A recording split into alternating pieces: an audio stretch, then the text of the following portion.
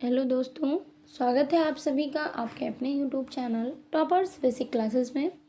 तो आप सभी लोग कैसे हैं? आई होप बढ़िया होंगे, स्वस्थ होंगे, मस्त होंगे और अपनी पढ़ाई को भी ज़बरदस्त तरीके से कर रहे होंगे।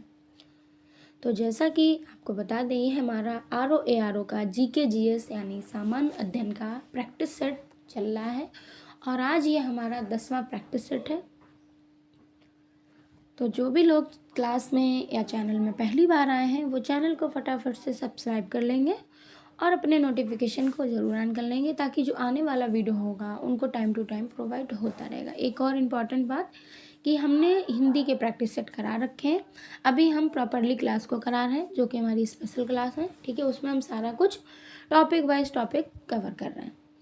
ठीक है, तो जो लोग उधर देखना चाहते हैं अपना जाके वहाँ पर पढ़ सकते हैं। तो चलिए स्टार्ट करते हैं प्रैक्टिस सेट के आज के पहले क्वेश्चन को। उससे पहले फटाफट से सभी लोग लाइक कर दें क्लास को। ठीक है,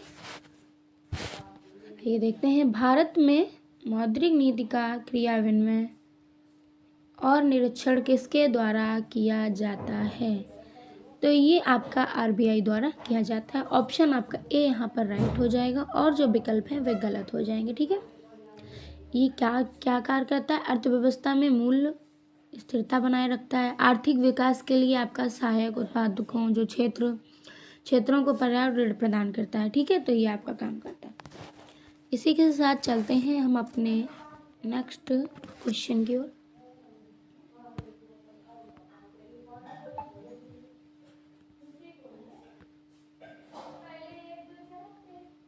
देखिए, नेक्स्ट जो हमारा क्वेश्चन है वह ये रहा, पारिस्थितिकी तंत्र के संदर्भ में निम्नलिखित कथनों में से कौन सा कथन सही है या है? कौन से सही हैं या है? तो कौन सा आपका कथन सही है? आइए देखते हैं। अब हम अपने कथन पे ध्यान देंगे।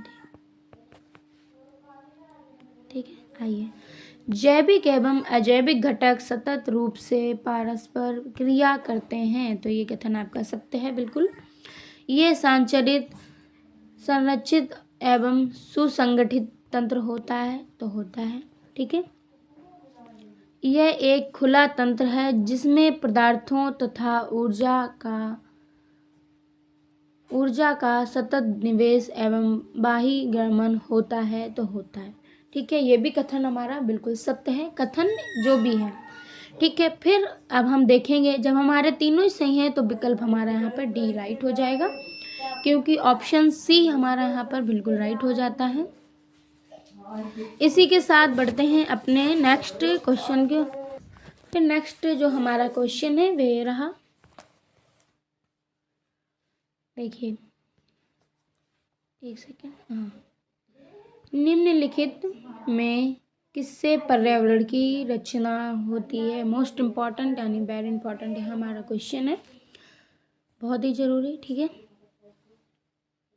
निम्नलिखित में किससे पर्यावरण की रचना होती है? ये आपकी भौतिक से भी होती है, जैविक से भी होती है, सांस्कृतिक से भी होती है, उपरोक्त सभी से होती है। तो अब विकल्प आपका यहाँ पर डी बिल्कुल सही हो जाएगा, यानी कि राइट हो जाएगा, और जो विकल्प है वे पूर्णतः गलत हो जाएंगे। इसी के साथ चलते हैं अपने नेक्स्ट क्वेश्चन की ओर। फिर हमारा जो नेक्स्ट क्वेश्चन है वह ये रहा। देखिए, क्वेश्चन है हमारा, निम्नलिखित घटनाओं को काल क्रमानुसार व्यवस्थित कीजिए तथा नीचे दिए गए कूट से सही उत्तर चयन करिए। ठीक है, क्या हमसे पूछा गया कि पहले आपकी कौन सी घटना हुई? ठीक है, तो उसका क्रम यानी कि हमको सन पता होना चाहिए, तभी हमारा ये सही हो सकता है। ठीक है, तो देखिए, जो हमारा सबसे पहले हमारी कौन सी घटना घटी? स्टॉकहोम अंतर्राष्ट्रीय शिखर सम्मेलन, ये आपका 1972 में हुआ था। ठीक है, फिर मॉन्ट्रियल प्रोटोकॉल, इसकी जो एक सेकेंड, ये आपका 1987 में हुआ था। ठीक है, फिर बॉली रोड, फिर ये जो रियो पृथ्वी शिखर सम्मेलन, ये आपका 1992 में हुआ था। फिर हमारा लास्ट बचता है तो बाली रोड मैप, ये आपका 2007 में हुआ था। नूसा दुआ सम्मेलन हुआ था, ठीक है। कब हुआ था? 2007 में। ऐसे हमारी कौन सी घटना, यानी कि सेकंड हमारा दिया है, तो ऑप्शन भी हमारा यहाँ पर सी राइट मैच हो रहा है, ठीक है। तो ये घटनाएं मैच करने के लिए आपको इनका साल यानी कि सन पता होना चाहिए, तभी आप इसको सही कर सकते हैं, वरना नहीं कर सकते हैं। 1-2 याद होंगी, ठीक है। तो चलिए इसी के साथ चलते हैं अपने नेक्स्ट क्वेश्चन की ओर। देखिए, तो नेक्स्ट जो हमारा क्वेश्चन है ये रहा, निम्नलिखित में कौन सी सम्मिलित है, ठीक है। तो इसमें भी हमें मैच करना रहेगा। जैविक पर्यावरण, मनुष्य, पादप, जंतु तथा सूक्ष्म जीव, ये भी आपका कथन सत्य है, ठीक है, सही सम्मिलित है। अजैविक पर्यावरण में क्या होता है? स्थल, जल, वायु, ये भी सही है। बायोम, जैविक तथा अजैविक पर्यावरण, तो हमारे सारे कथन सही हैं। तो ऑप्शन आपका यहाँ पर डी राइट हो जाएगा, क्योंकि उपरोक्त तो सभी विकल्प सत्य हैं, ठीक है। इसी के साथ चलते हैं अपने नेक्स्ट क्वेश्चन की ओर। नेक्स्ट जो हमारा क्वेश्चन है वे ये रहा, निम्नलिखित कथनों पर विचार कीजिए। क्या हमसे पूछा गया है? निम्नलिखित कथनों पर विचार कीजिए, ठीक है। अब हम पढ़ेंगे कथनों को।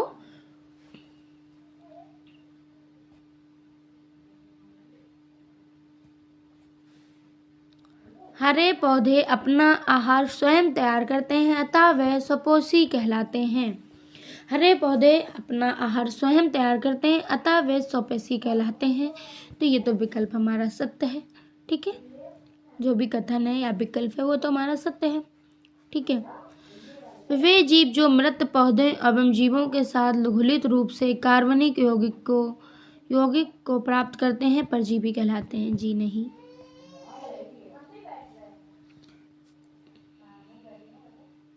ये क्या परजीवी नहीं कहलाते, ये आपके मृतोजीवी कहलाते हैं। इसलिए आपका एक कथन गलत है, ठीक है। क्योंकि गलत है तो किस लिए, पूरा आपका सही है, लेकिन इसमें क्या है, मृतोजीवी, ठीक है, परजीवी नहीं होगा, वो मृतोजीवी कहलाते हैं। अब हम अपने तीसरे को पढ़ेंगे, तीसरे विकल्प को। तीसरा विकल्प हमारा, मृत पौधे एवं जंतुओं के जैविक पदार्थों को सड़ा गलाकर वियोजित करने वाले सूक्ष्म जीवों को वियोजक कहते हैं, ठीक है।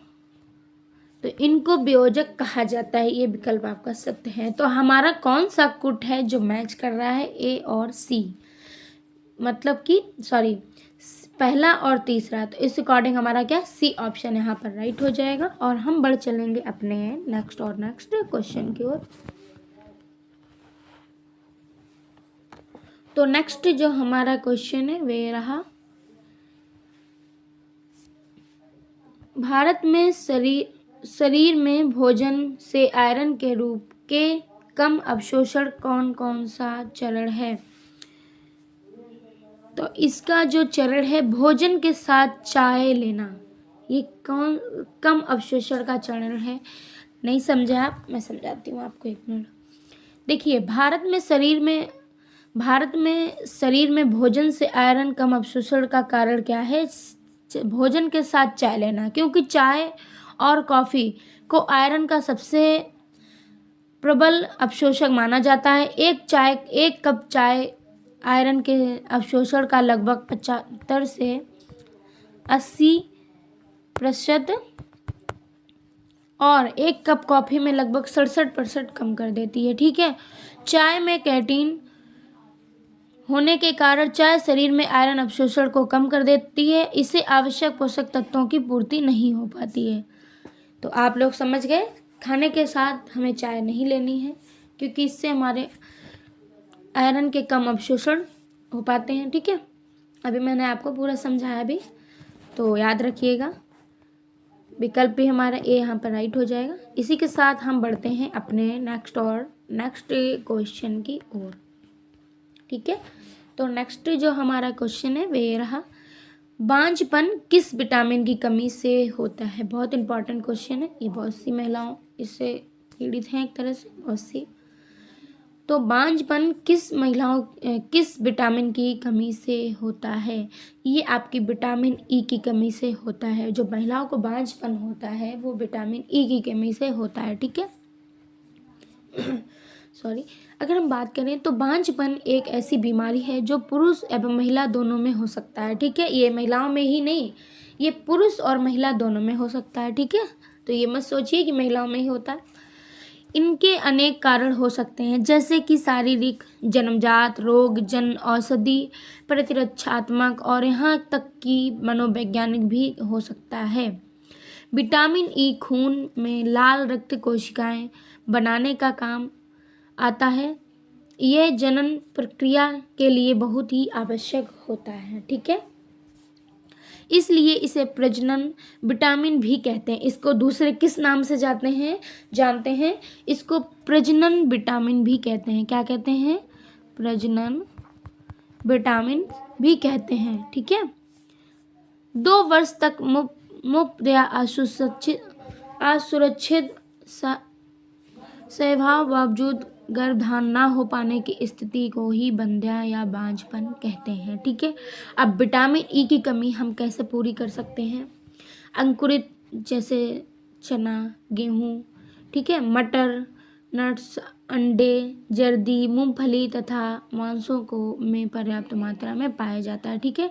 तो ऐसे भोजन का हम सेवन कर सकते हैं जिससे हमें विटामिन ई की कमी दूर हो जाएगी, ठीक है। तो इसी के साथ हम बढ़ते हैं अपने नेक्स्ट क्वेश्चन की ओर। देखिए नेक्स्ट जो हमारा क्वेश्चन है ये रहा, उदर के कौन से भाग हैं? उदर के कौन से भाग हैं? फार्ट्स, बॉडी, पाइलोसरस। तो ऑप्शन बी आपका यहाँ पे बच्चे राइट हो जाता है, ठीक है। देखिए तो ऑप्शन बी हमारा क्या है यहाँ पे राइट होगा। भोजन नलिका एक पतली लंबी सी नली होती है। क्या नली होती है? जो गर्दन के वक्ष और डायाफ्राम से गुजरती हुई पीछे की ओर बढ़ती है और जे आकार की थैली जैसी रचना बनाती है, ठीक है, जिसे पेटोदार कहा जाता है। आप सोच रहे होंगे कि पेटोदार किसे कहा जाता है, तो वो भी मैंने आपका क्लियर करा, ठीक है। पेटोदार गुहा के ऊपरी बाएं भाग में स्थित होता है, जिसके 4 प्रमुख भाग होते हैं। 4 प्रमुख भाग की बात कर ले रही हूँ क्योंकि ये पूछा है तो नेक्स्ट वो पूछ सकते हैं, ऐसा नहीं कि नहीं पूछ। पहले आपका क्या होता है? कार्डिया, ठीक है। पहला भाग क्या होता है? कार्डिया। कार्डिया यह हिस्सा होता है जो भोजन नली के सबसे करीब होता है, ठीक है। सेकंड हमारा क्या होता है? फांड्स जो होता है ये कार्डिया के बगल में अमाशय की ऊपरी हिस्सा होता है, ठीक है। फिर नेक्स्ट जो है हमारा पाइलोरस क्या होता है? पाइलोरस वह भाग जो छोटी आंत के पहले भाग में खुलता है, ठीक है। फिर होती है हमारी बॉडी। देखिए एक ही उसमें एक्स्ट्रा था बॉडी, तो बॉडी आपकी क्या है? ये फार्ट्स और पाइलोरस के बीच का सबसे बड़ा भाग होता है, ठीक है। तो ये हमने समझा उदर और उसके भाग भी। तो इसी के साथ अब हम बढ़ते हैं अपने नेक्स्ट क्वेश्चन की ओर।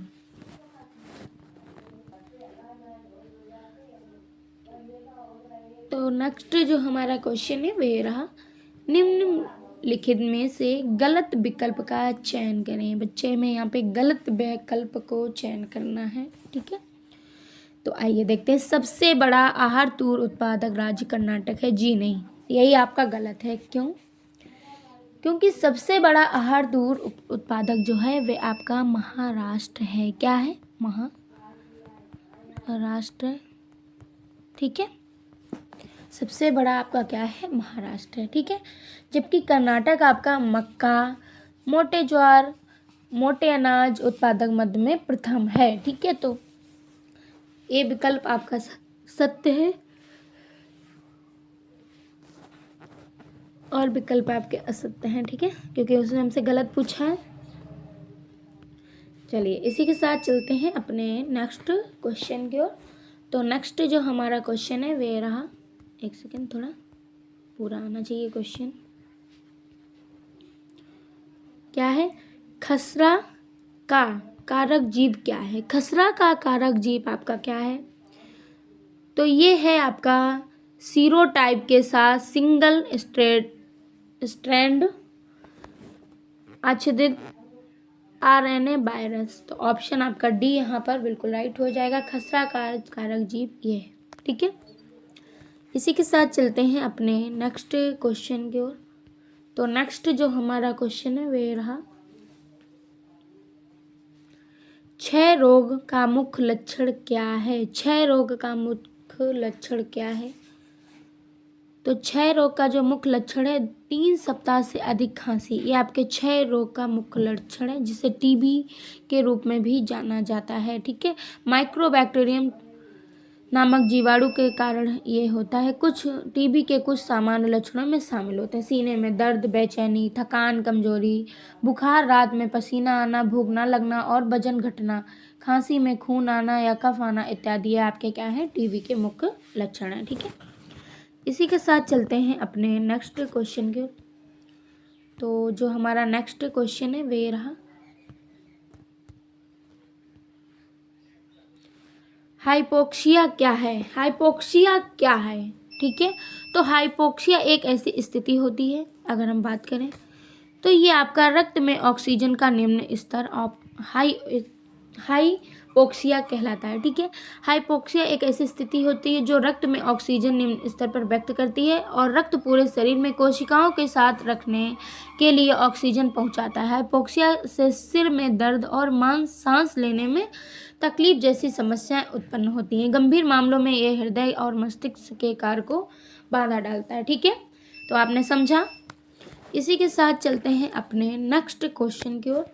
तो नेक्स्ट क्वेश्चन जो है हमारा वे रहा, निम्नलिखित में से कौन भारत में गैर संचारी रोग है? संचारी रोग है। ठीक है, क्या है? संचारी रोग है।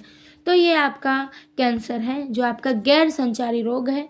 गैर संचारी रोग लंबे समय तक रहने वाली एक बीमारी होती है। जैसे बीमारी में गैर संक्रमक एक व्यक्ति से दूसरे व्यक्ति में संचारित नहीं होती है। ठीक है, जैसे उच्च रक्तचाप, डायबिटीज, मधुमेह, कैंसर, दमा, सांस की बीमारी, दुर्घटनाएं जनित चोट, गुर्दे एवं संबंधी बीमारियों में मानसिक रोग इत्यादि। ठीक है, इसी के साथ चलते हैं हम अपने नेक्स्ट क्वेश्चन की ओर।